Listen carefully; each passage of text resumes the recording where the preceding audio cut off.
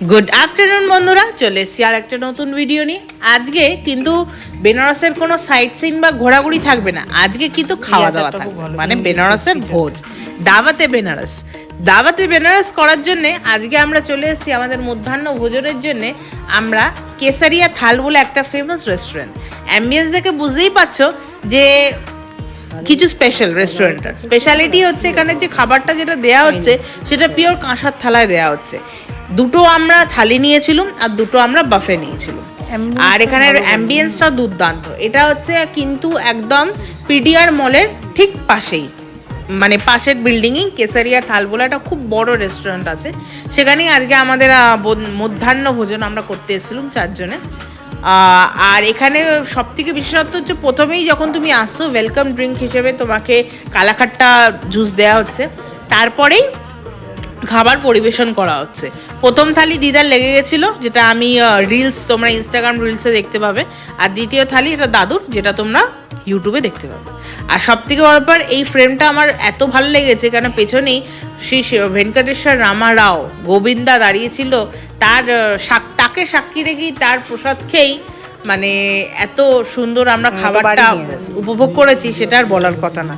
আর যারা যারা বেনারস আসার প্ল্যান করছো, নিজের আইটিনারিতে এইটা প্লিজ রেখো, তোমাদের খুব ভালো লাগবে। আর এটা পিওর অথেন্টিক রাজস্থানি খাবার, রাজস্থানি আর বেনারসি একদম পাঞ্চ।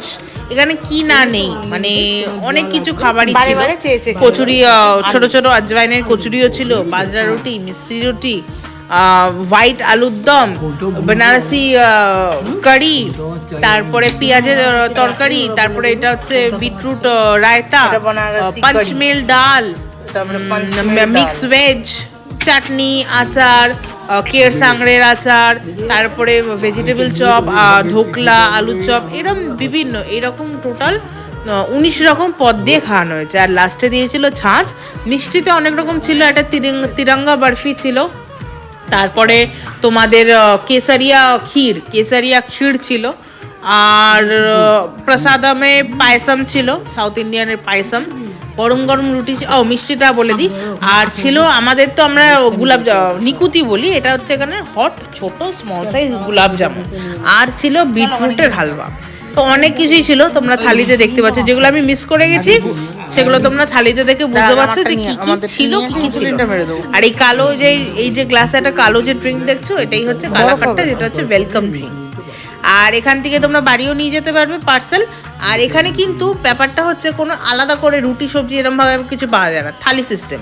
আর per day, Monday, Tuesday, Wednesday, Thursday, Friday, মানে Monday to Sunday menu change হতে থাকে। আর শুধু কি খাবার দেখালে হবে, অ্যাম্বিয়েন্সটাও চলো দেখাই তোমাদের সাথে। আচ্ছা, এখানে আচার, বুফেটাও দেখিয়ে দিই। আচার, তারপরে রায়তা, স্যালাড, পাঁপড়, রুটি, এগুলো এই যে ছোটোগুলো হচ্ছে পুরি, তারপরে হোয়াইট আলুর মটরশুঁটি দিয়ে তরকারি, পনিরের তরকারি, শাহী পনির, পঞ্চমেল ডাল, জিরা রাইস, আর বিটরুট হালুয়া। এই হচ্ছে বাফেটের মেনু। আর এইটা হচ্ছে গোটা রেস্টুরেন্টটা আমার খুব ভালো লাগলো, অ্যাম্বিয়েন্সটা খুব সুন্দর ছিল। আর পাশ দিয়ে ভগবানের গান চলছিল, পধারো মারে দেশ, এই টিউনটা চলছিল।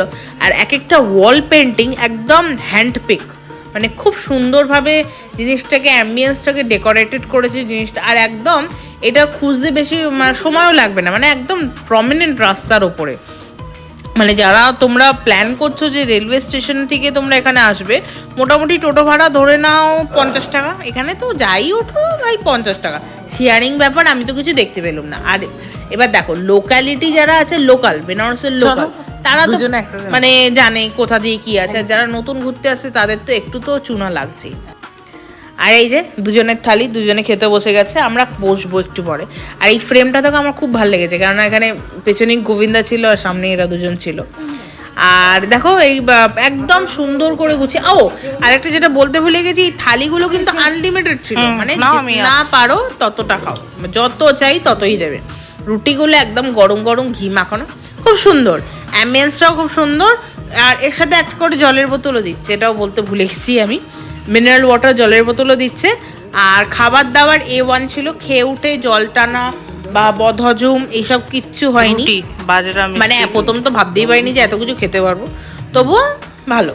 রাজস্থানি দেখতে গেলে রাজস্থানের যে দইটা ঘোলে আমরা মেটালো, মানে দইয়ের স্বাদ ঘোলে মেটালো পুরো।